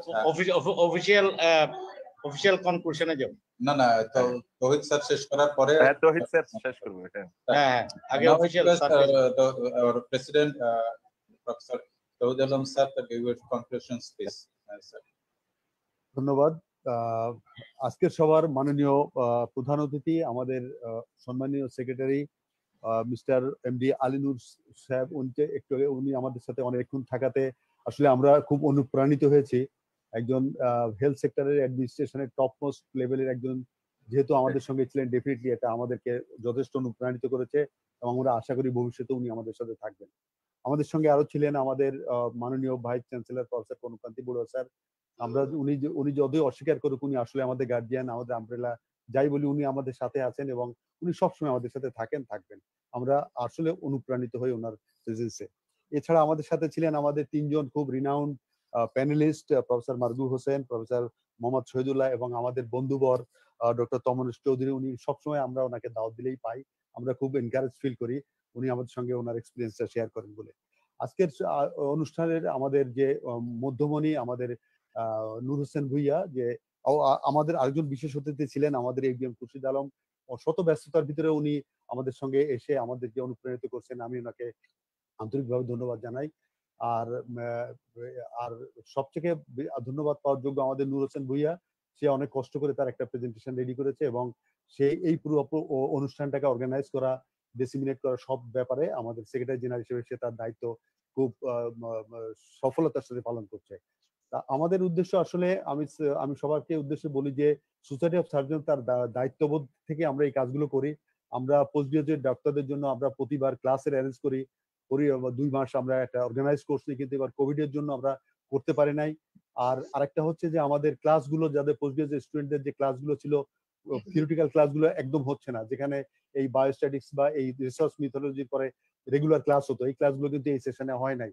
তখন আমরা চিন্তা করলাম যে ব্যাচটা যারা রিসার্চ নিয়ে এখন বিভিন্ন ডাটা কালেকশন করবে বা রিসার্চ করবে, নেক্সট পরীক্ষা দিবে, তাদের জন্য তো কিছু একটা করা দরকার। ওই জন্য আমরা একটা অর্গানাইজ একটা কোর্স হিসেবে 6 দিনের একটা ক্লাসের শিডিউল দিয়েছি এবং আশা করি আপনারা সবাই এই শিডিউলগুলো সবাই থাকবেন এবং বাংলাদেশে যারা রিনাউন্ড যারা এই সাবজেক্ট যারা বিশেষজ্ঞ, আমরা তাদের সবাইকে দাওয়াত দিয়েছি এবং তারা সবাই এগ্রি করছেন এবং প্রত্যেক দিনই তারা আমাদের এই কোর্সের সাথে থাকবেন এবং তারা ক্লাস নেবেন এবং তারা প্যানেলিস্ট হিসেবে আমাদের সাথে ইন্টারঅ্যাক্ট করবেন। আমি আশা করি এই আমাদের এই 6 দিনের ওয়ার্কশপ দিয়ে আমাদের যারা শুধু আমাদের সার্জন না, আমাদের যারা স্টুডেন্ট যারা আছেন ভবিষ্যৎ সার্জন, তারা উপকৃত হবে। তাদের পরীক্ষার জন্য বলি, ভবিষ্যৎ রিসার্চ ওয়ার্কের জন্য বলি, এটা খুব সাহায্য করা হবে তাদের জন্য এবং আমাদের এই ধরনের কার্যকলাপ ভবিষ্যতে আমরা চালু রাখবো, যাতে এটা আমরা বিভিন্নভাবে যারা আমরা জানি তারাও হয়তো জাস্ট ফর রিক্যাপিচুলেশন এবং যারা জানি কম তাদের জন্য যাতে এই নলেজটা আরো এনরিচড হয়, এই জন্য আমাদের এই ধরনের কার্যকলাপ আমরা ভবিষ্যতেও চালু রাখবো এবং আপনাদের সবার সহযোগিতা কামনা করে আমি আমার বক্তব্য এখানে শেষ করছি এবং সবাইকে ধন্যবাদ। ধন্যবাদ স্যার, থ্যাংক ইউ স্যার। রাজ টিভিকে অনুরোধ করব লাইভ টেলিকাস্ট বন্ধ করে দেওয়ার জন্য। You are watching Raj TV, Jagorone, Bangladesh. Please subscribe our channel.